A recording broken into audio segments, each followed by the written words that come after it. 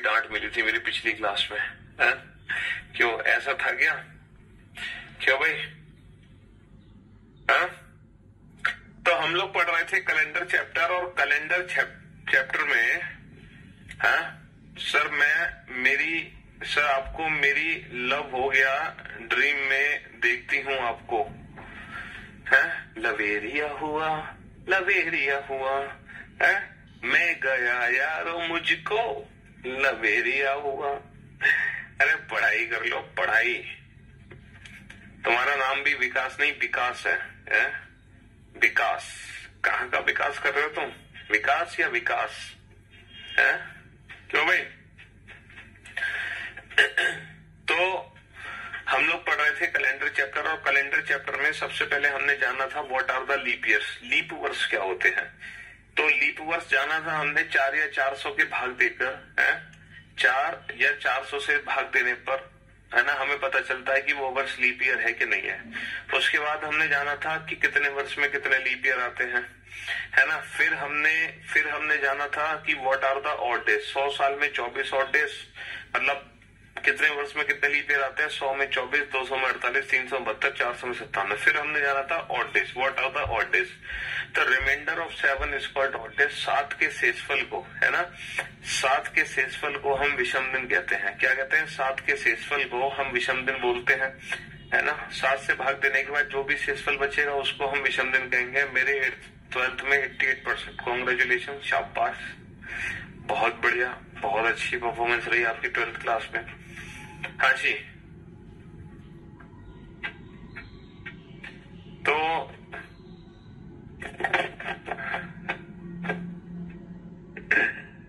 मेरे दोस्त, मेरे भाई, तो हमने लीप ईयर के बारे में पढ़ लिया, हमने नंबर ऑफ लीप ईयर के बारे में पढ़ लिया, हमने ऑड डेज के बारे में भी पढ़ लिया, ठीक है जी, ऑड डेज के बारे में भी हमने पढ़ लिया।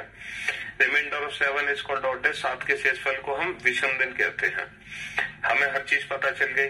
फिर हमने ढेर सारे क्वेश्चंस किए। सबसे पहले तो मैंने आपको वो क्वेश्चन कराए जो कि रेफरेंस कैलेंडर से रिलेटेड थे।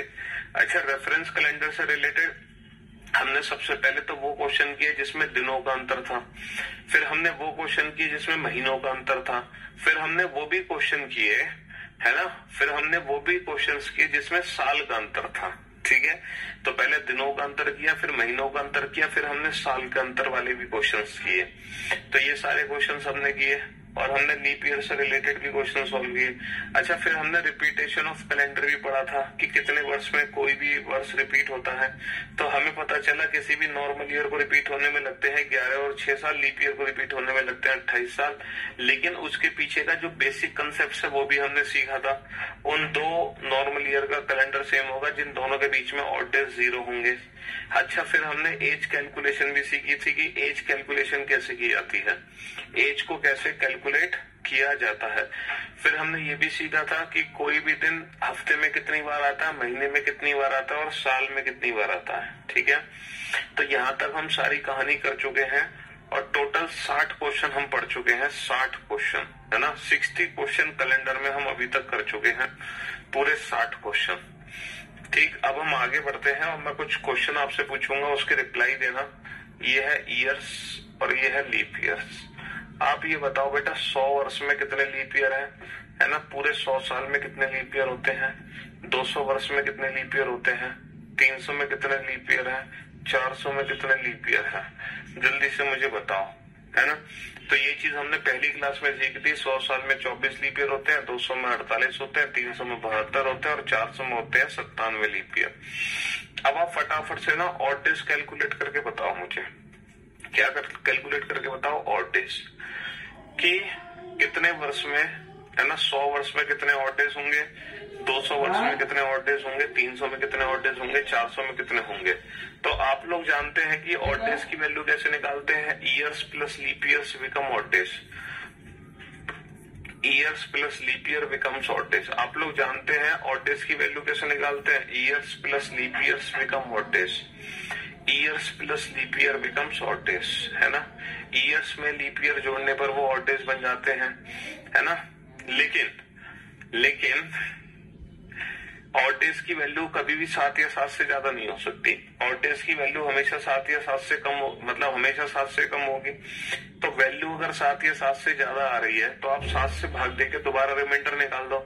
बेटा 7 से भाग दो कितना शेषफल बचेगा 5, 7 से भाग दो कितना शेषफल बचेगा 3, 7 से भाग दो है ना, 7 से अगर मैं भाग दूं तो कितना शेषफल बचेगा मेरा, बचेगा 1। अगर मैं 7 से भाग दूं तो कितना शेषफल बचेगा 0।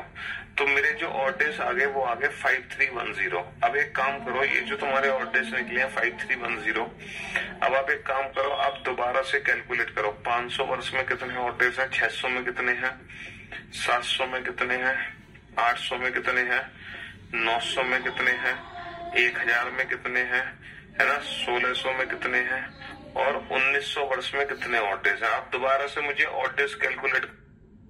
ये बेटा मैंने कब का 800 बेटा 400 का मल्टीपल है 0, है ना। 900 का बेटा 0 यहाँ पर है।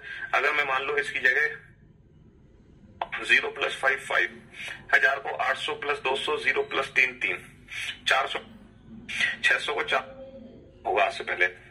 आज आपको वो बात पता चलेगी।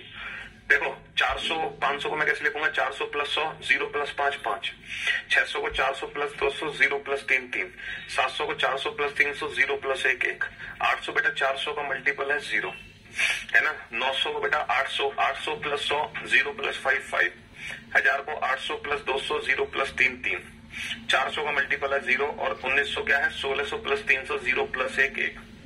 आप लोग मेरी बात समझे, जो 5310 ऑड डेज है वही 5310 यहाँ पर है। अगर मैं मान लो इसकी जगह एक सेकेंड, अगर मैं यहाँ पे लिखता 900, 1000 बस 1100 1200, तो बेटा 900 में कितने होते हैं 800 + 100 800 + 100 0 + 5 5, 1000 में 800 + 200 0 + 3 3, 1100 में 800 + 300 0 + 1 1 और 1200 बेटा 800 का मल्टीपल है। तो जो 5310 ऑड डेज यहाँ पर है वही 5310 ऑड डेज यहाँ पर है ना, और वही 5310 यहाँ पर है, वही 5310 यहाँ पर है। इसका मतलब आप समझ पा रहे हो, आपको एक ऐसी है ना, आपको एक ऐसी चीज नजर आएगी यहाँ पर जिसकी आपने कल्पना भी नहीं करी होगी। पता है क्या चीज नजर आएगी आपको, है ना, आपको नजर ये आएगा कि जो 5310 ऑड डेज है वो बार बार रिपीट हो रहे हैं। इसका प्रैक्टिकली मीनिंग पता है क्या है, इसका प्रैक्टिकली मीनिंग है कि कैलेंडर में जब कैलेंडर लिखा गया है ना, कैलेंडर जब लिखा गया तो आपको क्या लगता है कि कैलेंडर में कितने वर्ष लिखे गए हैं। क्या आपको लगता है कि जो हमारा कैलेंडर है वो अनंत है? क्या आपको लगता है कि हमारे कैलेंडर का कोई आखिरी दिन होना चाहिए? एक मूवी भी बन चुकी है 22 दिसंबर 2012, जो कि हमारे कैलेंडर का आखिरी दिन था, है ना। तो क्या आपको ऐसा लगता है कि कैलेंडर का कोई आखिरी दिन हो सकता है? तो बाबू मैं आपको एक बात बता दूं, कैलेंडर का कभी कोई आखिरी दिन हो ही नहीं सकता। पता है क्यों? क्योंकि हमारा कैलेंडर घूम रहा है गोल। हमारे कैलेंडर में 400 साल लिखे गए हैं और यही 400 साल बार बार रिपीट हो रहे हैं, यही 400 साल बार बार रिपीट हो रहे हैं। यानी कि हमारे कैलेंडर में सिर्फ और सिर्फ 400 वर्ष ही लिखे गए हैं और उन्हीं 400 वर्ष के बाद हमारा कैलेंडर गोल गोल घूम रहा है, गोल गोल घूम रहा है। कहने का मतलब है कैलेंडर में पहली जब शताब्दी बीती तो ये पहली शताब्दी है कैलेंडर में, फिर ये दूसरी शताब्दी है, दूसरे 100 वर्ष, फिर ये कैलेंडर में तीसरी शताब्दी है ना, और फिर ये कैलेंडर की चौथी शताब्दी है। और जो एक्चुअल में कैलेंडर की 5वीं शताब्दी थी ना बेटा, तो वो 5वीं शताब्दी जो थी बेसिकली वो पहली ही शताब्दी थी। 5वीं जैसी शताब्दी कैलेंडर में कभी कोई लिखी ही नहीं गई। तो कहने का मतलब है एक नॉर्मल ईयर को रिपीट होने में कितने वर्ष लगते हैं? एक नॉर्मल ईयर को रिपीट होने में 11 या 6 साल लगते हैं। एक लीप ईयर को रिपीट होने में कितने साल लगते हैं? 28 साल। लेकिन मैं आपसे कहूं पूरी की पूरी शताब्दी को रिपीट होने में कितने साल लगते हैं? मतलब पूरे के पूरे 100 वर्ष बेटा एज इट इज रिपीट होते हैं और पूरे के पूरे 100 वर्ष को रिपीट होने में लगते हैं 400 साल। ठीक 400 साल बाद, ठीक 400 साल बाद पूरी की पूरी शताब्दी एज इट इज रिपीट होती है। यानी कि ये पूरे के पूरे जो 100 वर्ष थे ना, ये पूरे रिपीट हो गए 400 साल बाद। पूरी की पूरी शताब्दी रिपीट हो रही है ठीक 400 साल बाद, एज इट इज रिपीट हो रही है, एज इट इज, है ना, पूरे 100 वर्ष। अच्छा हम बताओ, हम लोग 2023 में हैं, तो बेसिकली हम लोग किस शताब्दी में हैं? 2023 वर्ष हमारा चल रहा है, तो ये किस शताब्दी का 23वां वर्ष है? सर बेसिकली ये जो 23वां वर्ष है ये 21वीं शताब्दी का 23वां वर्ष है। 21वीं शताब्दी का 23वां वर्ष, 21वीं शताब्दी का 23वां वर्ष। भाई 20 शताब्दी पूरी हो चुकी है और ये जो 21वीं शताब्दी है यही बेटा कैलेंडर के अनुसार 21वीं शताब्दी कभी लिखी नहीं गई। तो 21वीं शताब्दी बेसिकली 21st सेंचुरी कौन सी सेंचुरी है बेटा? पहली, दूसरी, तीसरी, चौथी, पांचवी, छठी, सातवीं, आठवीं, नवीं, 10वीं, 11वीं, 12वीं, 13वीं, 14वीं, 15वीं, 16वीं, 17वीं, 18वीं, 19वीं, 20वीं और 20वीं के बाद जो 21वीं शताब्दी है, एक्चुअल में वो कैलेंडर की पहली ही शताब्दी है। एक्चुअल में वो कैलेंडर की पहली ही शताब्दी है। तो ये पहली शताब्दी का ही 23वां वर्ष है। ये पहली शताब्दी का ही 23वां वर्ष है। तो कैलेंडर में जो टोटल सेंचुरीज है, टोटल कितने टाइप्स की सेंचुरीज है? There are only 4 types of century. There are only 4 types of centuries. Calendar में कुल 4 प्रकार की ही शताब्दी है। इन 4 के अलावा 5वीं टाइप की कोई शताब्दी है ही नहीं। यानी कि जो भी शताब्दी है कैलेंडर के अंदर, वो इन 4 में से ही कोई एक है। मतलब पहली, दूसरी, तीसरी, चौथी जो शताब्दी है ना, यही शताब्दियां बार बार रिपीट हो रही है, बार बार रिपीट हो रही है। यानी कि कैलेंडर हमारा सर्कल में घूम रहा है। ठीक है, यही शताब्दी हमारी बार बार रिपीट हो रही है, बार बार रिपीट हो रही है। इसीलिए क्योंकि सेंचुरीज हमारी फिक्स है, सेंचुरीज हमारी लिमिटेड है, इसीलिए बेटा इन शताब्दी का एक क्वेश्चन एग्जाम में आता है कि इनमें से कौन सा शताब्दी का अंतिम दिन हो सकता है और इनमें से कौन सा शताब्दी का प्रथम दिन हो सकता है। तो बेटा लास्ट डे और फर्स्ट डे से रिलेटेड एक क्वेश्चन बनता है सेंचुरी के। क्यों बनता है ये क्वेश्चन? ये क्वेश्चन इसलिए बनता है क्योंकि सेंचुरीज फिक्स है। 4 टाइप की सेंचुरी है, तो इनके लास्ट डे और फर्स्ट डे फिक्स है। मैं बताऊं लास्ट डेज क्या क्या है शताब्दी के अंतिम दिन। बेटा जो शताब्दी के ऑड डेज है ना, वही शताब्दी के अंतिम दिन है। ये बताओ 100वीं शताब्दी में कितने विषम दिन है? 200 में कितने? 400 में कितने? 100 में 5, 3, 1, 0। तो ये जो ऑड डेज है ना बेटा, यही सेंचुरी के लास्ट डेज है, यही सेंचुरी के क्या है? आखिरी दिन।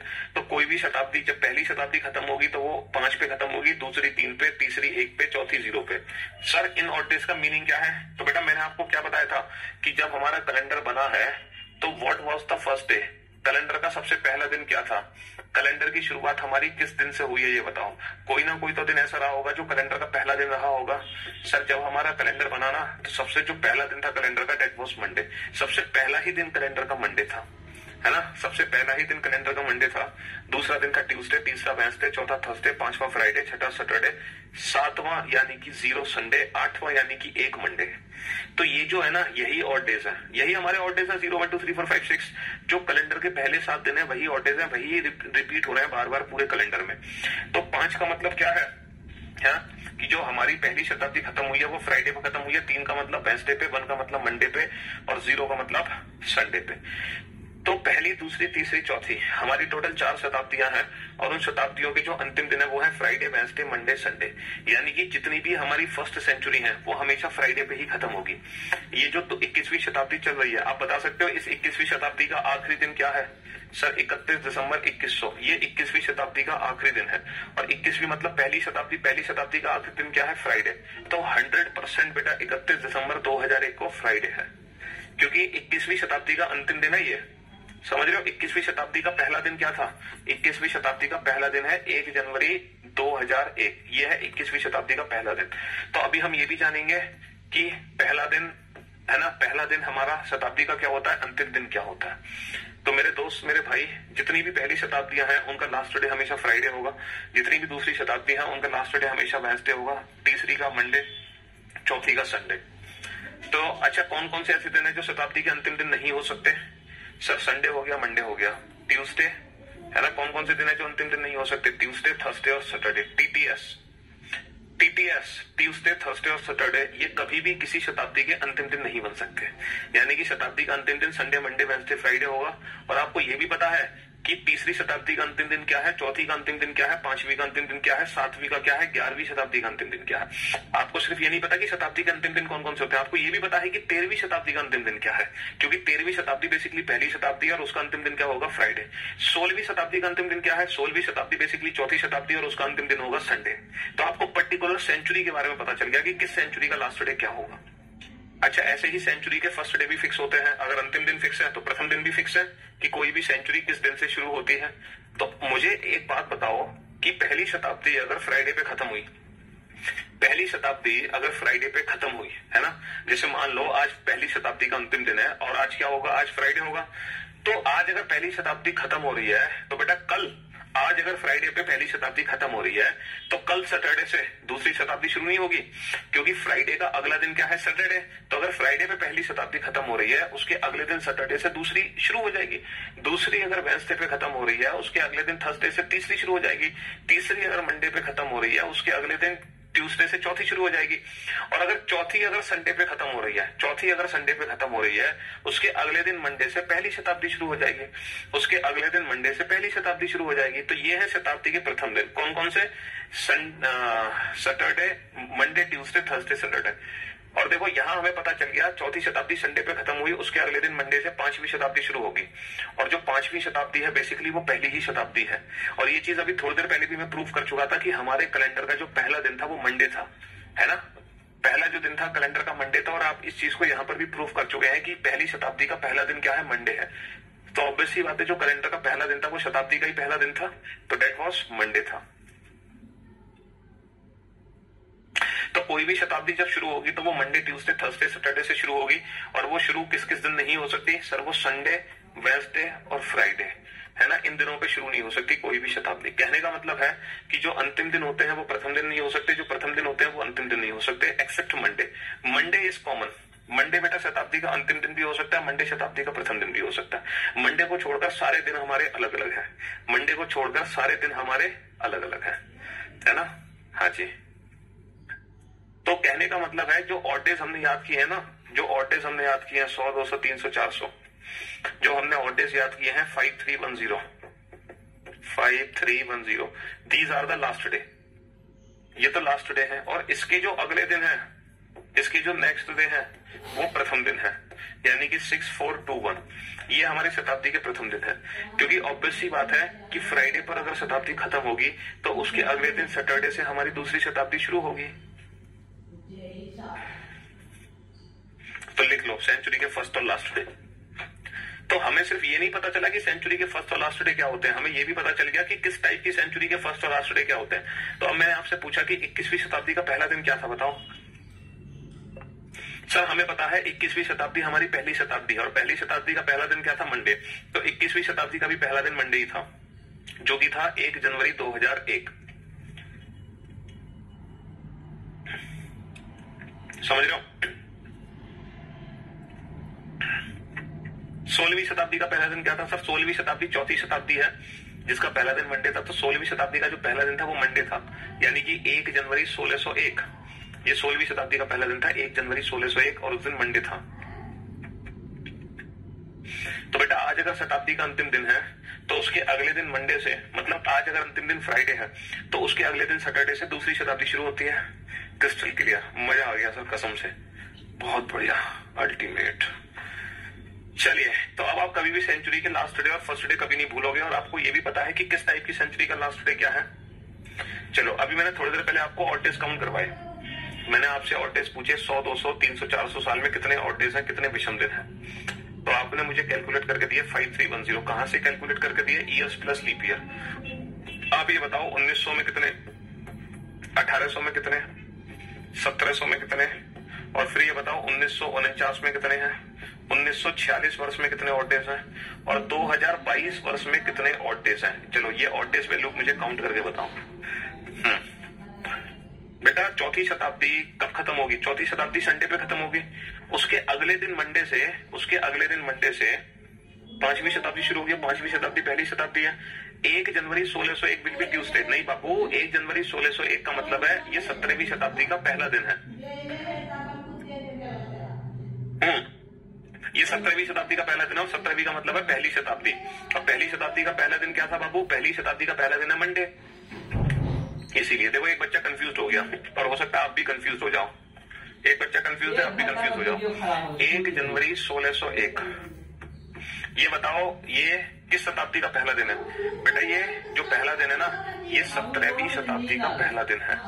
ये 17वीं शताब्दी का पहला दिन है। ये 17वीं शताब्दी का पहला दिन है। अच्छा ये बताओ इससे एक दिन पहले कौन सी तारीख होगी? इससे एक दिन पहले तारीख कौन सी होगी? इससे एक दिन पहले क्या होगा? 31 दिसंबर 1600। और ये पता है क्या है? ये 16वीं शताब्दी का अंतिम दिन है। ये 16वीं शताब्दी का अंतिम दिन है। This is the last day of 16th century and this is the first day of 17th century. और जिस दिन 16वीं शताब्दी खत्म होगी उसके अगले दिन से ही 17वीं शताब्दी स्टार्ट हो जाएगी। बेटा 16th सेंचुरी मतलब 4th सेंचुरी। ये क्या है? संडे। संडे का अगला दिन क्या होगा? मंडे। तो तो इसमें कंफ्यूजन नहीं होना चाहिए। This is the last day of 16th century and this is the first day of 17th century. 17th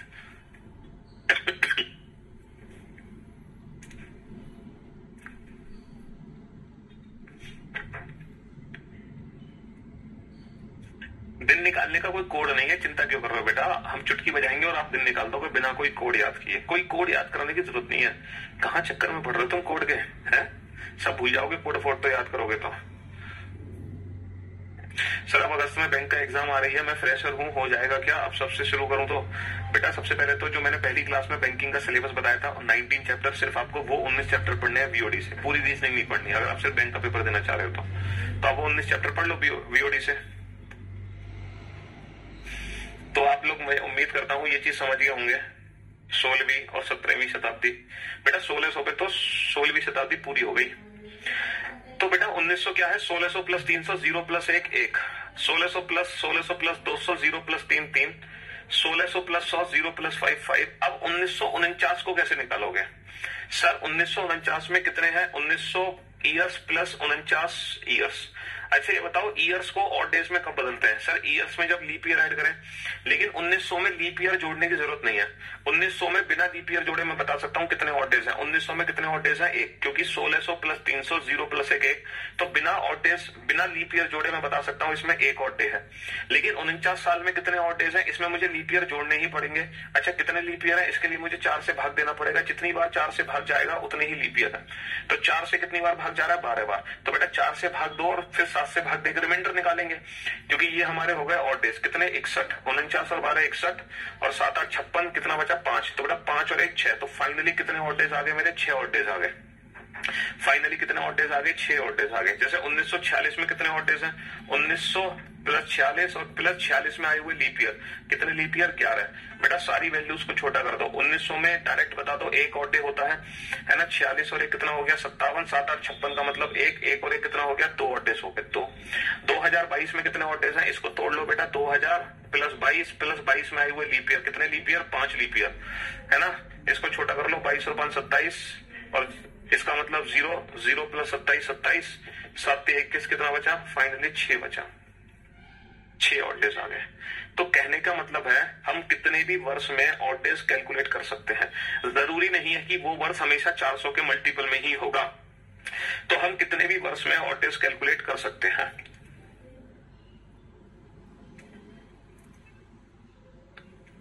है ना, हम कितने भी वर्ष में ऑड डेज कैलकुलेट कर सकते हैं। प्लीज सॉल्यूशन क्वेश्चंस, क्या कह रहे हो तुम? Solutions questions. अब ये जो हमने ट्रिक सीखी है ऑड डेज कैलकुलेट करने की, इससे फायदा क्या है? इससे फायदा और नुकसान क्या है वो हम सीखते हैं। तो अब मैं आपको बेटा, जैसे अब मैं आपको क्वेश्चन कराऊंगा, आपको मैं वो क्वेश्चन कराऊंगा। स्टार्ट हो गया। ये क्वेश्चन नंबर 61 है कि कौन सा शताब्दी का प्रथम दिन है और कौन सा शताब्दी का अंतिम दिन है ना? नहीं, ये है क्वेश्चन नंबर 61। अब क्वेश्चन नंबर 62, ठीक है। अब आप सीखने जा रहे हो, जैसे मैं आपसे पूछूं कि ये बताओ 10 अप्रैल 2023 को कौन सा दिन है? 10 अप्रैल 2023 को कौन सा दिन है? तो एक तो मेथड ये है, आप आज की डेट से कंपेयर करके इस क्वेश्चन को सॉल्व कर सकते हो। आप आज की डेट से कंपेयर कर लो। आज क्या है? आज 22 मई है ना। 22 मई 2023 और आज क्या है? आज है सोमवार। तो आप एक काम कर सकते हो, आज की डेट से कंपेयर करके इस क्वेश्चन का आंसर दे सकते हो, है ना। लेकिन अब मैं आपको बताने जा रहा हूं, है ना, अब मैं आपको बताने जा रहा हूं जिसमें आपको रेफरेंस की जरूरत नहीं है। बिना रेफरेंस के आप काउंट कर सकते हो किसी भी पर्टिकुलर डेट मंथ ईयर को कौन सा दिन है, बिना रेफरेंस के। बिना रेफरेंस के कैसे करोगे जरा ध्यान से सुनना। आपसे पूछा है 10 अप्रैल 2023 का कौन सा दिन है। बेटा जो चीज आप रिपीट करने की कह रहे हो ना, 2023-22 में कितने ऑड डेज हैं, ये सब ऑड डेज सब रिपीट होंगे बेटा यहाँ पर, इसलिए दोबारा शांति से सुन लो, ठीक है। हाँ जी, तो आपको करना क्या है? आपको टोटल ऑड डेज काउंट करने हैं। क्या काउंट करने हैं? Total odd days. पहले मैं इस क्वेश्चन को बिल्कुल बेसिक मेथड से सॉल्व करूंगा, जिसमें आपको समय लगेगा कम से कम 2 मिनट। फिर मैं इसी 2 मिनट की ट्रिक को 10 सेकंड में कन्वर्ट कर दूंगा। तो आपको पेशेंस रखना होगा 2 मिनट के लिए, और फिर उसके बाद आप पहुंचेंगे 10 सेकंड पर, ठीक है। लेकिन पेशेंस रखना होगा। पहले आप इस क्वेश्चन को 2 मिनट में सॉल्व करेंगे और फिर इसी 2 मिनट को आप कन्वर्ट कर देंगे 10 सेकंड में। लेकिन इसके लिए हमें क्या करना होगा? थोड़ा पेशेंस रखना पड़ेगा और ध्यान से चीजों को सुनना पड़ेगा, ठीक है। चलिए, तो हमें काउंट करने हैं टोटल डेज, टोटल डेज का मतलब टोटल ऑड डेज, है ना। तो ये बताओ 10 अप्रैल 2023 तक कुल कितने विषम दिन है, ये हमें काउंट करना है। तो पहले हम महीनों के विषम दिन काउंट करेंगे। अच्छा, 10 अप्रैल तक के विषम दिन में कैसे काउंट करूंगा, पहले मैं जनवरी के काउंट करूंगा, फिर फरवरी के, फिर मार्च के, फिर अप्रैल के। जनवरी में 3 ऑड डेज होते हैं, फरवरी बेटा 2023 की है इसीलिए 0, मार्च में 3 होंगे, अप्रैल में बेटा दी हुई तारीख 10, अप्रैल में दी हुई तारीख 10 हो गई, अप्रैल में दी हुई तारीख 10 हो गई, है ना सर। छुट्टी हुई लाशों को कैसे पूरा करें, मेरी शुरुआत की क्लास छूट, अच्छा क्लास छूट गई, तुम बेटा लाश लिख रहे हो, लाश छूटी हुई लाशों को कैसे, हद कर रहे हो तुम तो बिल्कुल। हाँ, तो पहले आप बेटा मंथ के ऑड डेज कैलकुलेट करोगे, जनवरी फरवरी मार्च अप्रैल। 10 अप्रैल तक के ऑड डेज कैसे निकालोगे, जनवरी फरवरी, बेटा ये कोड याद नहीं करने कि जनवरी का कोड क्या है, फरवरी का कोड क्या है, ये कोड याद नहीं करने। आपको पता है जनवरी में 31 दिन होता है, तो 31 का मतलब 3, फरवरी 28 की है 2023 0, मार्च 31 यानी कि 31 का मतलब 3, अप्रैल में दी हुई तारीख 10। तो ये तो हो गया मंथ के ऑड डेज। अब आप बेटा ईयर्स के ऑड डेज लिखोगे। अच्छा ये बताओ, मुझे आप में से कोई बता सकता है कि कितने वर्ष मेरे कंप्लीट हो गए, 2000 कितने वर्ष कंप्लीट हो गए, ये बता दो। 2023 फरवरी बेटा 2023 की है ना, फरवरी में 28 दिन होते हैं, 28 का मतलब 0 होगा। क्या आप मुझे बता सकते हो कि कितने वर्ष मेरे पूरे हो चुके हैं। सर जो वर्ष पूरे हुए हैं वो हुए हैं 2022 वर्ष मेरे पूरे हुए हैं, क्योंकि जो 2023वां वर्ष है उसके तो मंथ कंप्लीट हुए। ये जो मंथ है ना बेटा, ये 2023 के ही है, वर्ष 2023 के मंथ है। ये क्या है, ये मंथ किसके हैं, वर्ष 2023 के, वर्ष 2023 के मंथ है, ये वर्ष 2023 के महीने हैं, समझ रहे हो। तो यानी कि कितने वर्ष मेरे पूरे हुए हैं, हमेशा इसमें एक कम, यानी कि 2022 वर्ष मेरे पूरे हुए हैं। तो जो ऑड डेज मुझे कैलकुलेट करने हैं वो 2022 में करने हैं। अब 2022 में ऑड डेज में कैसे कैलकुलेट करूंगा, देखो ये वाला क्वेश्चन रिपीट हो रहा है कि 2022 वर्ष में कितने ऑड डेज होते हैं। तो 2000 को मैं इसको तोड़ लूंगा 400 के मल्टीपल में, प्लस बेटा प्लस 22, और बेटा इतना याद रखना 22 में आए हुए लीप ईयर जरूर जोड़ने हैं, लीप ईयर। तो बेटा 4 से कितनी बार भाग जा रहा है, 5 बार, बस यही हमारा फाइनल आंसर है। 2000 को छोटा कर दो, 2000 का मतलब 0, 22 और 5 27, 27 का मतलब कितना होगा 6। तो फाइनल जो ऑड डेज आ गए वो 6 ऑड डेज आ गए। तो बेटा मंथ के तो आगे 6 ऑड, सॉरी ईयर के तो आगे 6 ऑड डेज। अच्छा मंथ के कितने हैं, 3 और 3 6 और 10 16, 16 का मतलब 2, तो 2 और 6 कितने हो गए 8, 2 और 6 कितने हो गए, 2 और 6 हो गए 8, 2 और 6 8, 8 का मतलब कितना हो गया 1। अब आप ये बताओ, अगर मैं आपसे कहूं कि आज अगर मंगल है तो कल क्या होगा, तो बेटा +1 करोगे, मंगल +1 ट्यूसडे। लेकिन ये जो 1 है ना, ये रेफरेंस का नहीं है, ये किसी के रेफरेंस का नहीं है 1, ये 1 ऑड डे निकला है। और इस 1 ऑड डे का मीनिंग क्या है, ये ना तो किसी में प्लस होना है ना किसी में माइनस होना है। तो इस 1 ऑड डे का मीनिंग क्या है, इसका मतलब है ये वो कैलेंडर का पहला दिन है, और कैलेंडर का पहला दिन क्या था, मंडे। तो आप अपने मोबाइल में चेक कर सकते हैं कि 10 अप्रैल 2023 को मंडे है कि नहीं है, 10 अप्रैल 2023 को मंडे है कि नहीं है। अब ये जो क्वेश्चन है बेटा, ये 2 मिनट का क्वेश्चन है। कितने मिनट का क्वेश्चन है, 2 मिनट का क्वेश्चन है। हमने जो कैलकुलेशन की है उसको करने में पूरे 2 मिनट लगे हैं, लेकिन यही कैलकुलेशन हमें कितने सेकंड में कन्वर्ट करनी है, यही सेकंड हमें 10 सेकंड में कन्वर्ट करनी है। यही कैलकुलेशन हमें कितने सेकंड में कन्वर्ट करनी है, 10 सेकंड में। तो वो 10 सेकंड में कैसे कन्वर्ट होगी उसको मैं बताऊंगा, लेकिन उससे पहले आप ये 2 मिनट की कैलकुलेशन को लिख लो, ये पूरे 2 मिनट की कैलकुलेशन को लिख लो, तब मैं आपको बताऊंगा यही कैलकुलेशन 10 सेकंड में कैसे कन्वर्ट होगी। तो पहले मंथ के ऑड डेज काउंट करोगे, जनवरी फरवरी मार्च अप्रैल, फिर ईयर्स कितने पूरे हुए 2022, तो फिर हम 2022 के ऑड डेज कैलकुलेट कर लेंगे, क्योंकि सीधी सी बात है जितने वर्ष पूरे हुए हैं उतने ही तो ऑड डेज काउंट करोगे। टोटल कितने वर्ष पूरे हुए हैं, टोटल 2022 पूरे हुए हैं, 23वां तो चल रहा है, 23वां वर्ष तो चल रहा है, जिसके महीनों के ऑड डेज हमने निकाल लिए हैं।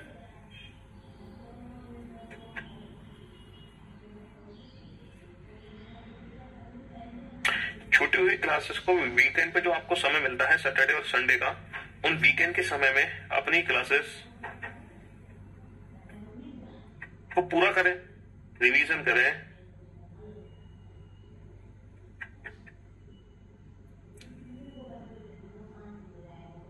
छुट्टी का समय हो,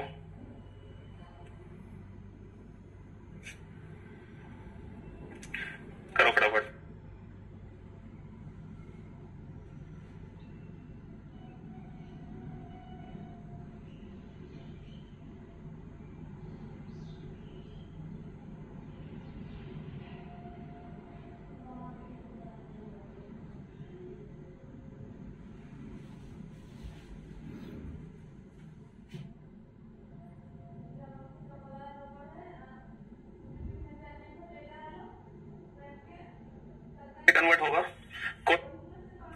इसी क्वेश्चन को भाई साहब 2 तो महीनों के ऑड डेज है, 6 वर्ष के ऑड डेज है, 2 + 6 कर दोगे 8 आ जाएगा। अब इसी क्वेश्चन को हम 10 सेकंड में कैसे कन्वर्ट करेंगे, जरा ये समझना ध्यान से, ठीक है ना। यही क्वेश्चन 10 सेकंड में कैसे कन्वर्ट होगा। क्वेश्चन है 10 अप्रैल 2023 को कौन सा दिन है।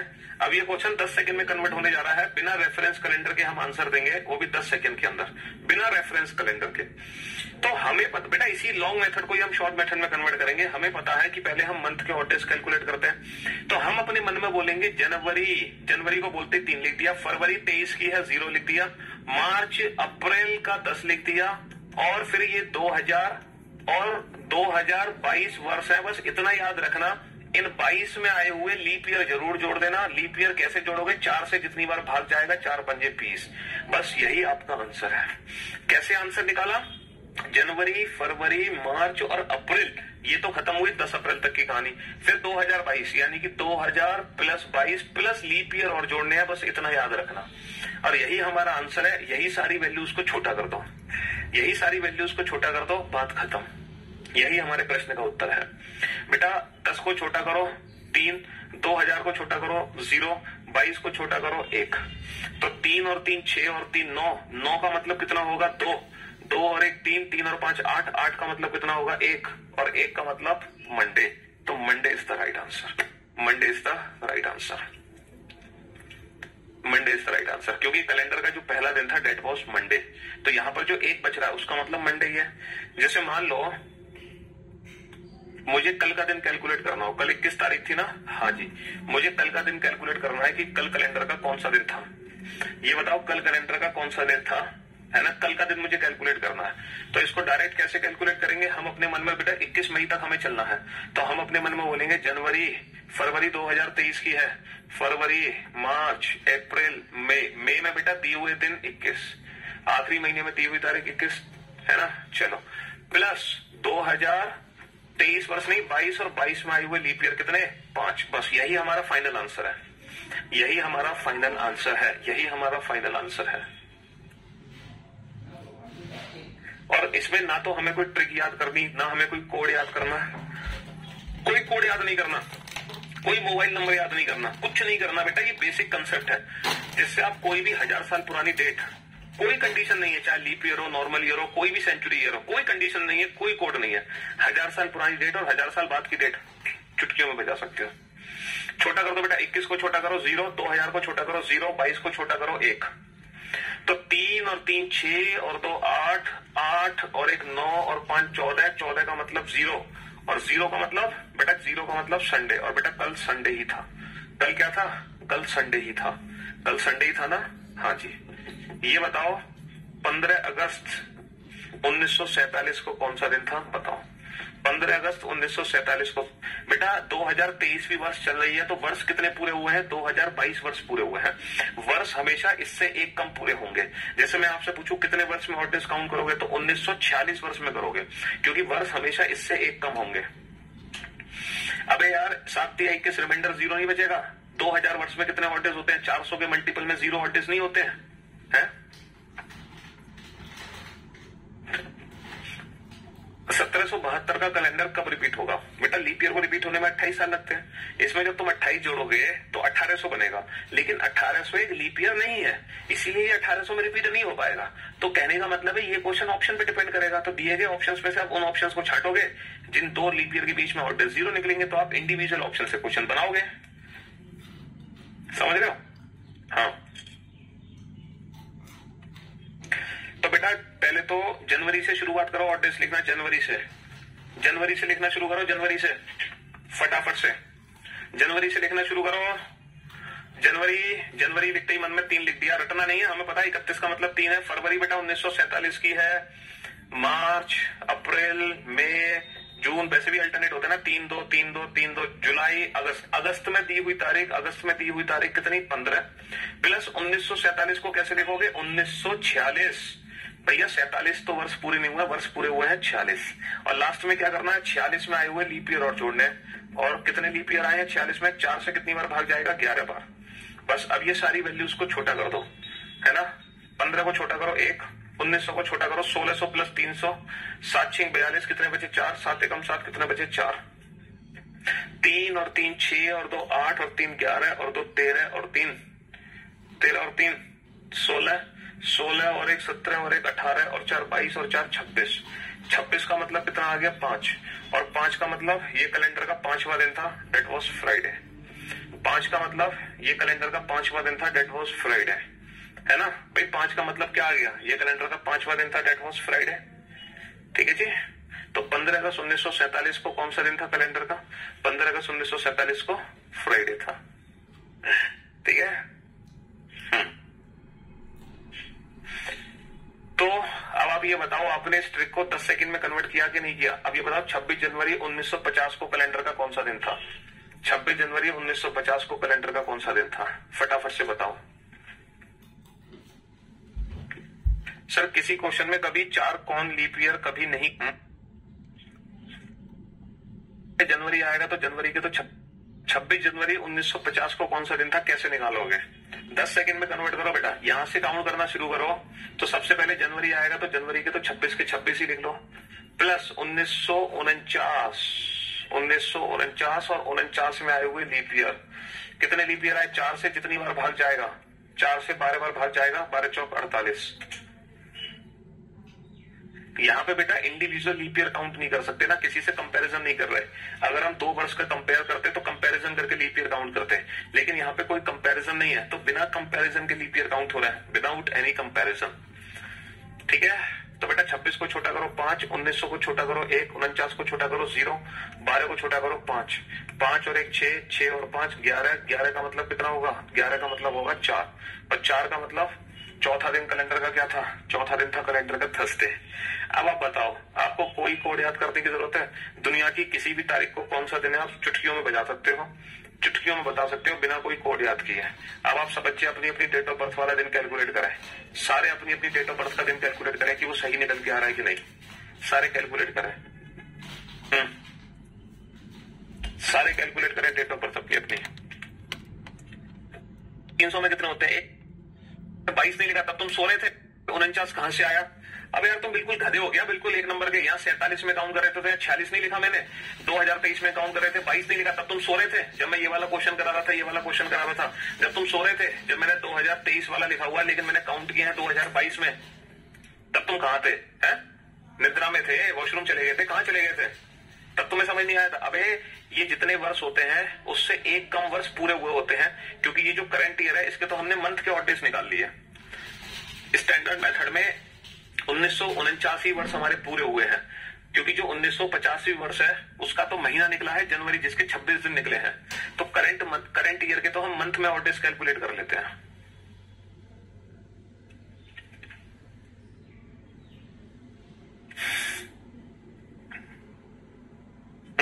सबने अपनी अपनी डेट ऑफ बर्थ कैलकुलेट कर ली, हाँ क्यों भाई। चलो एक क्वेश्चन मैं कर देता हूं, एक बच्चे की डेट ऑफ बर्थ हम कैलकुलेट कर देते हैं, ठीक है। हाँ जी, 2 फरवरी 2004 को कौन सा दिन था, 2 फरवरी 2004 को। तो बेटा 2 फरवरी 2004 को दिन निकालना है तो ऑड डेज निकालेंगे, पहले मंथ जनवरी। अच्छा फरवरी में दी हुई तारीख यानी कि 2, यहाँ पे ये लीप ईयर है लेकिन इसका फर्क यहाँ नहीं पड़ा, क्योंकि जो मंथ हमें दे रखा है उसकी तो हमें सीधा सीधा डेट लिख देनी है। हाँ अगर यहाँ मार्च होता 2 मार्च तो मैं फरवरी का लिखता 1 और फिर मार्च का लिखता मैं 2, तो जनवरी फरवरी प्लस 2004 को मैं कैसे लिखूंगा 2003, और 3 में आए हुए लीप ईयर। बेटा कितने लीप ईयर है 0, 4 से एक बार भी भाग नहीं गया। सारी वैल्यूज को छोटा कर दो, 2000 को छोटा करो 0, तो 3 और 2 5 और 3 8, 8 का मतलब क्या होगा 1, 1 का मतलब मंडे। तो बेटा 2 फरवरी 2004 को कौन सा दिन है, 2 फरवरी 2004 को मंडे है। अच्छा मैंने आपको बताया था कि 21वीं शताब्दी का जो पहला दिन है वो मंडे था, क्योंकि 21वीं शताब्दी बेसिकली पहली शताब्दी है। अब पता है 21वीं शताब्दी का जो पहला दिन था वो 1 जनवरी 2001 था, ये 21वीं शताब्दी का पहला दिन था। जरा कैलकुलेट करके मुझे बताना अपने स्टैंडर्ड मेथड से, क्या वास्तव में 1 जनवरी 2001 को मंडे है। स्टैंडर्ड मेथड से काउंट करके बताओ क्या वास्तव में 1 जनवरी 2001 को मंडे है ना। और बताना कितने सेकंड लगे काउंट करने में, कितना हो गया 1, और कैलेंडर का पहला दिन 2001 को मैं कैसे लिखूंगा 2000, बस और कुछ है सर। 1 जनवरी 2001 को कैसे, जनवरी का तो 1 आ गया, 2001 को मैं कैसे लिखूंगा 2000, बस और कुछ है ही नहीं। तो 2000 का मतलब कितना होता है 0, 0 प्लस 1 कितना हो गया 1, और कैलेंडर का पहला दिन दैट इज मंडे। तो 1 जनवरी 2001 को कौन सा दिन था, मंडे था। और देखो 10 सेकंड में आंसर निकल गया, 10 सेकंड के अंदर। एक बच्चा बहुत उस्ताद है, वो कह रहा है कि 1 सितंबर 2000 का बताओ सर। एक बच्चा कह रहा है 1 सितंबर 2000 का बताओ, 1 सितंबर 2000, और ये बताओ इसको कैसे सॉल्व करोगे 10 सेकंड के अंदर। इसको कैसे सॉल्व करोगे, क्योंकि 2000 में जब 1 माइनस करोगे तो 1999 लिखोगे। क्या लिखोगे 1999। तो बाबू मैं एक काम करता हूं, मैं 1 सितंबर 1999 मुझे ना लिखना पड़े तो मैं 1 सितंबर 2001 का दिन पता कर लेता हूं। कैसे पता करूंगा, जनवरी फरवरी बेटा 2001 की है, मार्च अप्रैल मई जून जुलाई अगस्त सितंबर में दी हुई तारीख 1 प्लस 2001 के कितने वर्ष लिखोगे, इसमें एक कम करके 2000, और कोई एक्स्ट्रा हमारे पास बचा नहीं। ठीक है, वैल्यूज को छोटा करो, 3 और 3 6 और 2 8 और 3 11 और 2 13 और 3 16 और 3 19 और 1 20, 20 का मतलब 7 दूनी 14, कितना बचा 6 का मतलब बेटा सैटरडे, 6 का मतलब क्या है सैटरडे। और अगर 1 सितंबर 2001 को सैटरडे है तो इससे ठीक 1 साल पहले कौन सा दिन होगा, ठीक 1 साल पहले फ्राइडे होगा। ठीक 1 साल पहले कौन सा दिन होगा, फ्राइडे होगा। हाँ जी, क्योंकि 1 सितंबर 2000 से 1 सितंबर 2001 के बीच में जो 2000 है वो लीप ईयर काउंट नहीं होगा। तो हम किसी भी डेट को आसानी से कैलकुलेट कर सकते हैं, जनवरी फरवरी मार्च अप्रैल मई जून जुलाई अगस्त सितंबर। और 2001 की जगह मैं कितने लिखूंगा 2000। वर्ष हमेशा एक कम लिखोगे, ठीक है। हाँ जी, तो भाई अगर आपका आंसर नहीं आ रहा है तो आप कहीं ना कहीं गलती कर रहे हैं, उस गलती को सुधारना। और ये जो प्रैक्टिस है, ये प्रैक्टिस आपको करनी होगी। जैसे ही आप ये प्रैक्टिस कर लोगे तब आप किसी भी डेट को 10 सेकंड में सॉल्व कर सकते हो। तो आप एक काम करना, घर के आपके जितने मेंबर हैं सबकी डेट ऑफ बर्थ पूछना, और डेट ऑफ बर्थ पूछने के बाद उनको बताना सबको कि आप इस दिन पैदा हुए थे। इसमें होगा क्या कि घर वाले भी खुश हो जाएंगे, है ना, घर वाले भी खुश हो जाएंगे और आपकी भी प्रैक्टिस हो जाएगी। ठीक है, घर वाले भी खुश और आपकी भी प्रैक्टिस, दोनों काम हो जाएंगे, है ना जी। तो फाइनली कैलेंडर चैप्टर की संपूर्ण सेवा समाप्त हो चुकी है। अब इसके अलावा एक्स्ट्रा 20 क्वेश्चन है, और वो जो 20 क्वेश्चन की वीडियो है वो आफ्टर दिस क्लास अपलोड करा दूंगा मैं। जिस बच्चे को वो 20 क्वेश्चन की वीडियो देखनी है वो देख लेना, जिसको नहीं देखनी वो मत देखना, ठीक है। जैसे ही अभी ये लेक्चर खत्म होगा इसके आधे घंटे बाद वो वीडियो अपलोड हो जाएगी आपके सेक्शन में। तो वो एक्स्ट्रा क्वेश्चंस की क्लास है, आपकी मर्जी है, आप उसको देखना चाहे देखें, ना देखना चाहे ना देखें। वो इमेजिनरी कैलेंडर वाली क्लास है, ठीक है, जिसमें कैलेंडर के कुछ मतलब इमेजिनरी कैलेंडर के कुछ क्वेश्चन कराए गए हैं, ठीक है जी। तो अब हमारी मुलाकात बेटा कल होगी एक नए टॉपिक के साथ। तो कल ही डिसाइड करेंगे वो टॉपिक क्या है, ठीक है। चलिए, love you guys, love you all, take care. आज की सेवा यहीं समाप्त करते हैं। Good bye.